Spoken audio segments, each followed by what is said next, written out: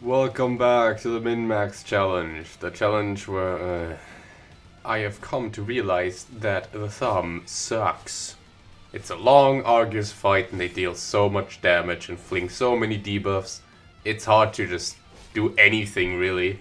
I attempt to run on Geb's floor and I get to Boris and I do get to keep his page. Hooray for Brace Nux, I guess. Failure is okay though. There are still plenty of other things that I can do before that. Like beating Canto 7, for example. Very weird fight with lots of rolls that are all over the place. I don't even get that much from this fight, honestly. Emotion level cap aside, Fear of Water is the only page I can use.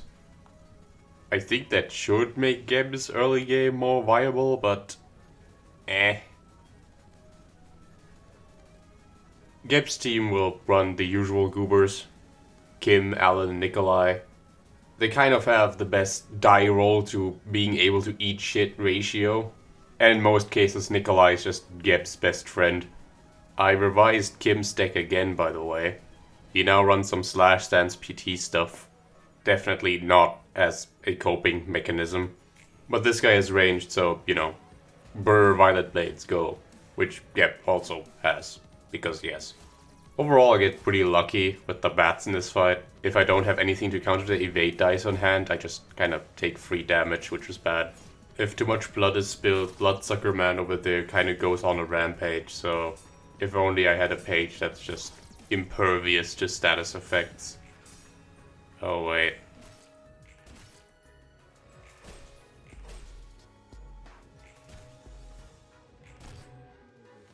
Oh wait, we're just skipping to the end because the fight isn't actually all that exciting. Well, what the hell? I spent way too long calculating damage on this turn and calculating rolls just to miscount and then just win anyways.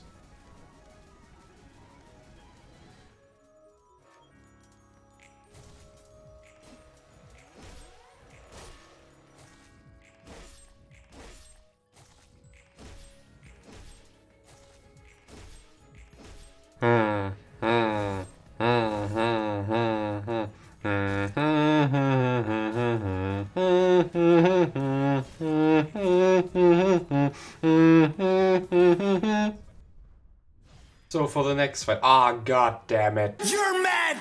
I'm back!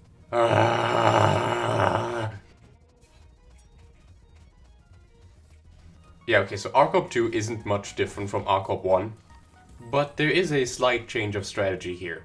Because we're gonna have to go through 4 acts instead of 3, it's more likely that I'm gonna hit emotion level 5 before Act 4, and then I won't be able to use Fervent Adoration in the last act. So instead, I'm gonna have to rely on this ancient finale tech.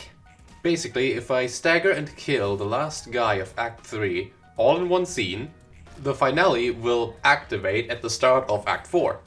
This gives me a very needed head start because, boy, if these guys start ramping up, I'm in trouble. Also, I need to not low roll with the finale. Suddenly this min-max challenge is more max than min. But guess what, I'm the one making the rules, so get fucked, idiots.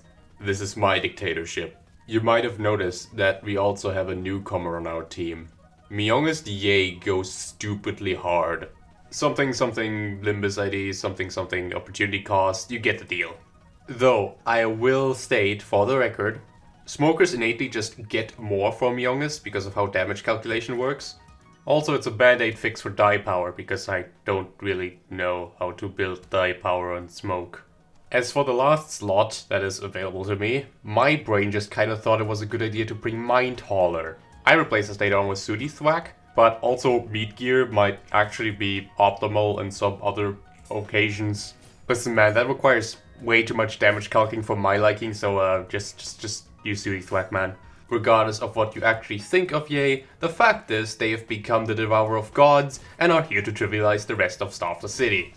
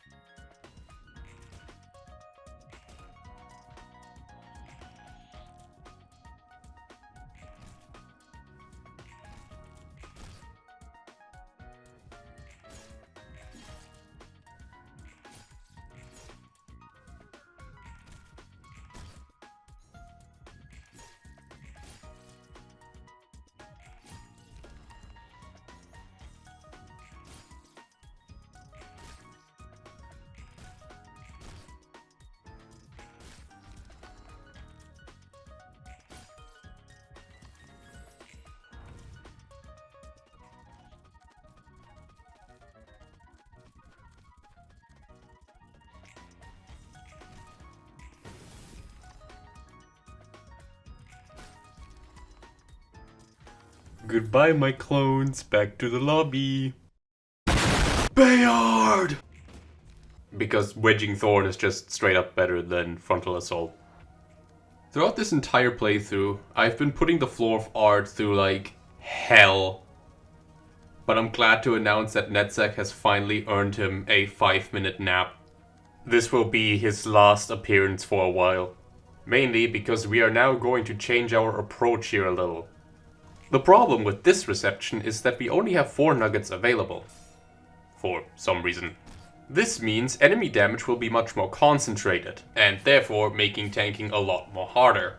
In conjunction with the thumb's massive damage output, this poses a problem. How are you supposed to deal with so much damage? We answer with, just deal more damage.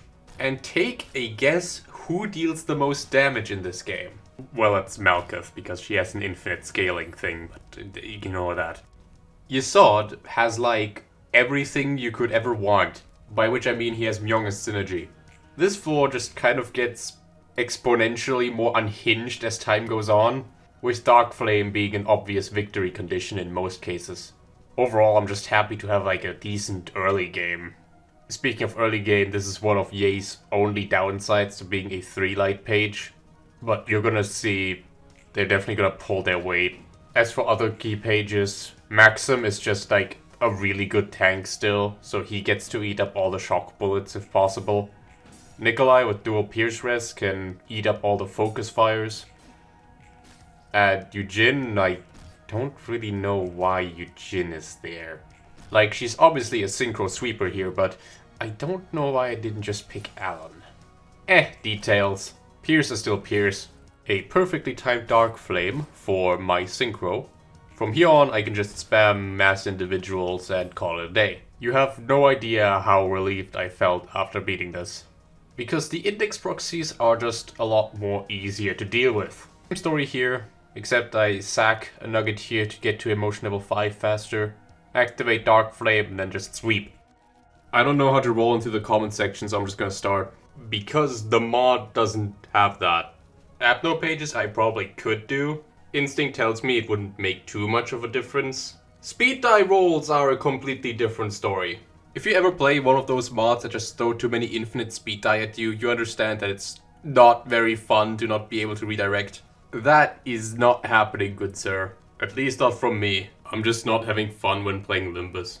And I did try, you know, but in the end it just never clicked with me. But I am of the humble opinion that every live service game in existence should burn in hell. What? Hypocrisy? I'd never.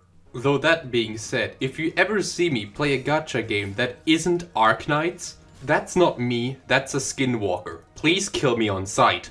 And before anybody asks why Arknights gets the special treatment pass, it doesn't. The game sucks ass. I just wanted to play something on my phone and now I have sunk cost fallacy with a lot of rat girls, so... And you know there's just nothing I can do about that. I just really like tower defense games and there's no good tower defense game on the market right now that interests me. Okay, this is the objectively correct take. However, Price of Silence is so shitty that it stack underflows and loops back around to being awesome. First, he filters casuals, and two-thirds of his Abno pages are just not usable. And the one that is usable is very infamous for one-shotting bosses. But I'm getting too far ahead of myself here. I'm gonna elaborate on him more in his actual fight. From an ego perspective, it's gotta be Marionette because it uses the R-Corp animation for some reason. Okay, for real though, that silence is my favorite one. Definitely not because I have a thing for big scythes or something like that. I also like Our Galaxy. I think the space trip goes super hard. He got the Oku code. He came down to me and all he did was give me this lousy head that gives me 2 more SP. Ah, shite. Both detonator, lads. Come on, freeze. Yes. Alright, that's all I got. And stop commenting meanie. I'm not a meanie.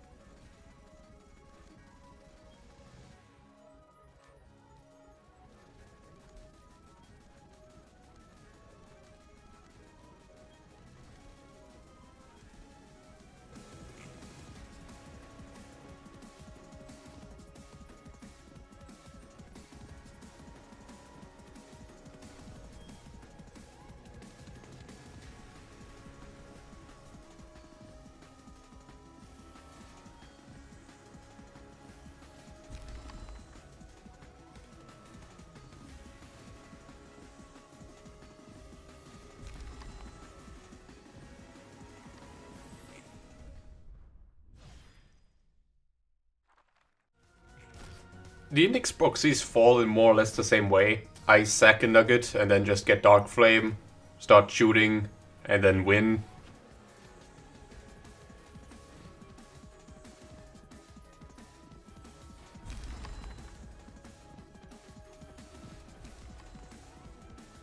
Oh yeah, gimme some of that Carl Lucy.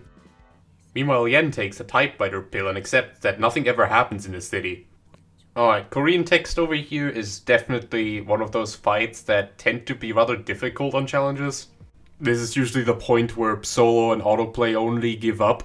Though if you have, teammates with agency, you can clear this fight with relative ease. As for me, he deals way too much damage. I really cannot afford more than one cycle in this fight, otherwise my team is just mush. Thankfully for us, Typewriter only has 500 HP and 280 stagger with no damage gate whatsoever. Plus, he is endured to blunt, which you know what that means. Dark Flame, baby. As for strategy, we basically just beat the crap out of whoever doesn't have protection at the moment. At best, Maxim takes the power null because he doesn't have much to speak of anyway. And the strength has to be redirected, because otherwise I just die. Carlo is nice because he gives some protection and can safely deal with some of the counter die, while also inflicting, hopefully, a bunch of debuffs. Yay is pretty much the victory condition here. A well-timed soul moment is all it's gonna take to turn the tides in this battle. And also their clashing prowess is just insane here.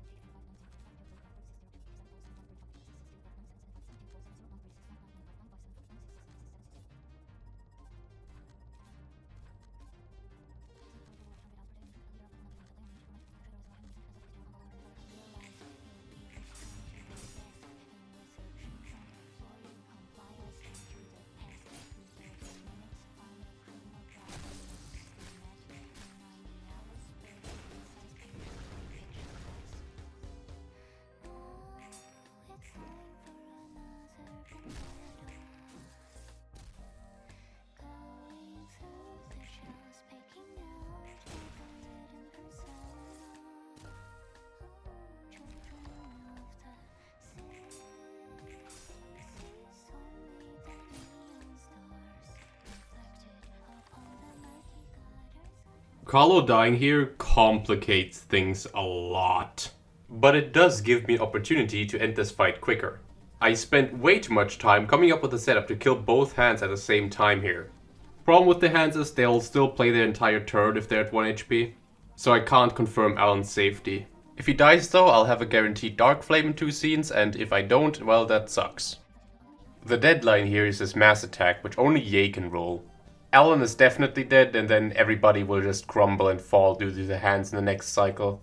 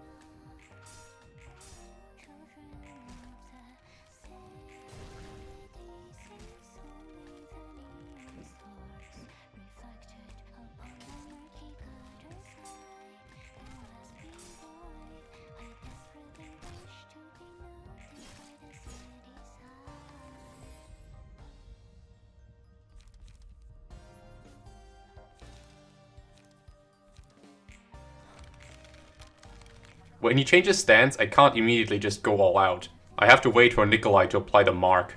Also, what I'm gonna have to do is get Ye to emotion level 5 this scene, so I can get soul moment. After a bit of thinking, me and Philip Guy found the best possible route here, and now we can go into a winning endgame.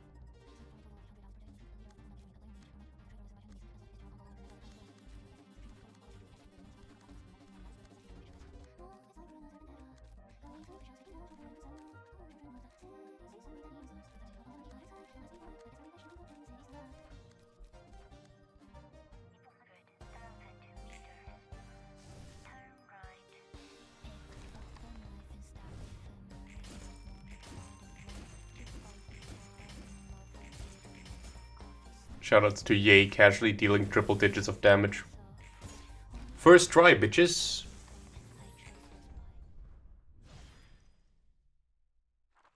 Your memes end here. Liu is the last one standing. Lowell and his gang are pretty easy, even though Tisha and Cow is a bit scary. Once again, I just shoot them with Dark Flame and I win. You know what isn't easy? The very next fight. These boys run a really mean singular strike deck. If it were just really high rolls, I could probably tank it, but the addition of burn damage makes this really hard. And that is only the first act. In the second act, I'll have to deal with Xiao's Raging Storm Love. Rolling the second die is an absolute pipe dream. What makes this worse is that I don't really have any slash resistant pages. I'm just straight up taking 20 damage and then some more from the burn. The other two with their Raging Dragon Fist are just like not helping. All of this prompts me to rework all of my decks. I also enlist the help of Yan. His mass attack is surprisingly good still. Most mass summations are not really all that great. Most enemies just roll way too high for me to use them effectively. But there are some situations where it's just straight up beneficial still. This is one of them, because I can shut down burning flashes with Distorted Blade. This is because mass attacks just straight up ignore on-use effects. So burning flash can only roll 1 die at most. That's great, but this fight still goes pretty much down to the wire. And though this might sound weird, this is unironically the hardest fight in Star of the City.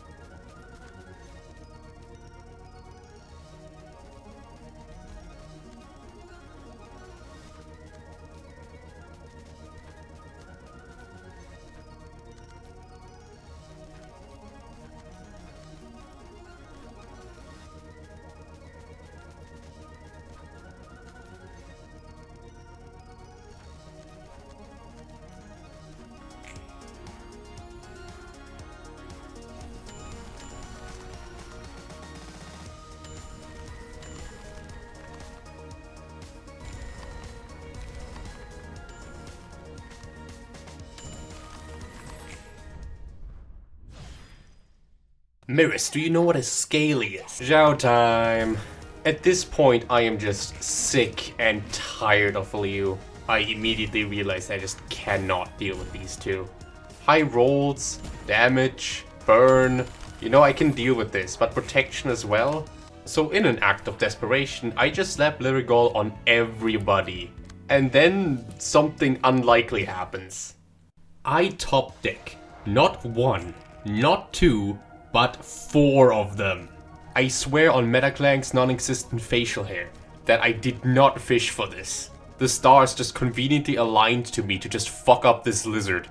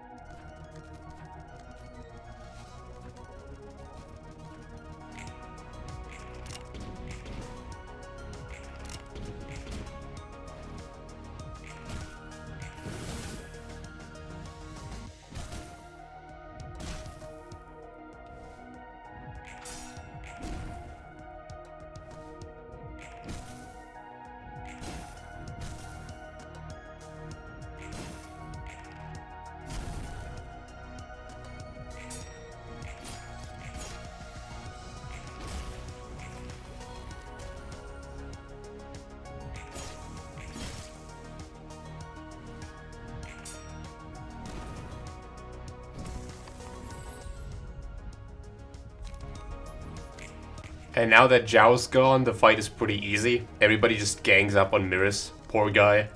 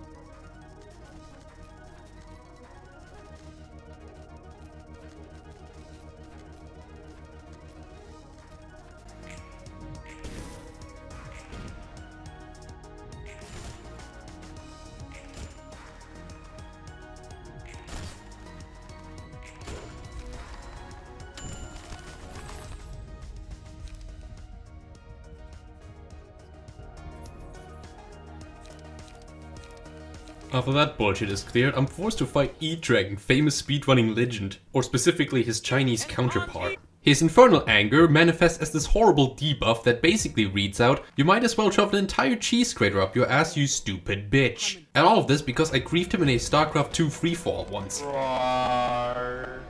Thankfully, Xiao is nice enough to have her debuff on the first turn. This is fine, because before I can deal any real damage I have to build up smoke, apply mark, yada yada, you know. Just like Yan, I am pretty timed here. Tao T will absolutely just destroy my team. And if it's not Tao T, it's gonna be the infectious burn that's gonna be spreading from it. The setup here is mostly the same as for Yan. Carlo is the GOAT for dealing with the counter dice safely. Nikolai will apply mark, and then Ye can mow him down. Problem number 1. She has blunt stagger resistance. That means Soul Lament will not be enough to get her staggered. 2. Dark Flame is just way too far away for me to do anything with. So I calculate up a plan to kill her in 2 turns, 3 turns max. I take a good while thinking about it. Seriously, I do not want to miss this chance that's been granted to me by the universe. And eventually I come up with something that should barely work. So I get to clashing, make absolutely sure that I do not hit the scale here because that's just death.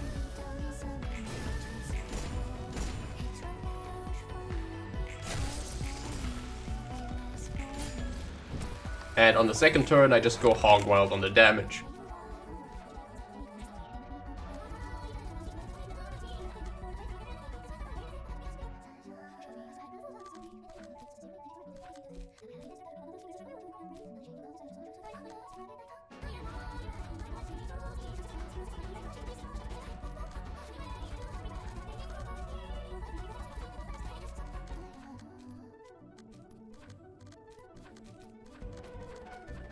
Ignore the fact that I just completely forgot to play Yan's Unlock.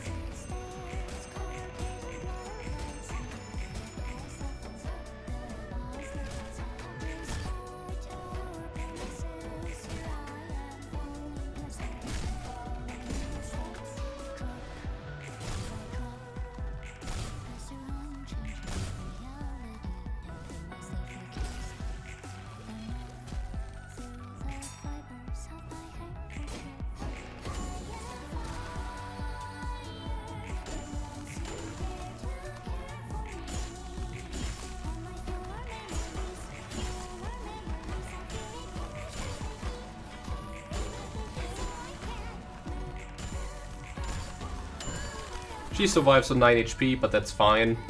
Carlo can just shoot her or whatever. But the game is nice enough and hands me Grinder.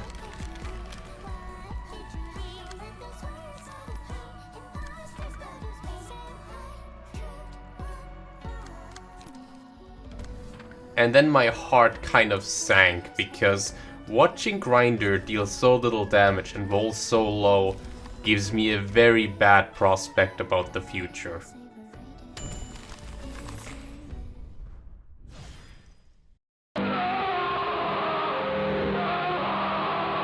Anyway, that's all of the South of the City receptions.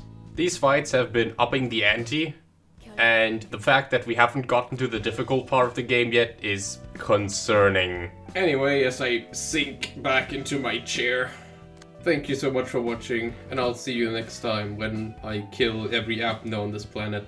See ya.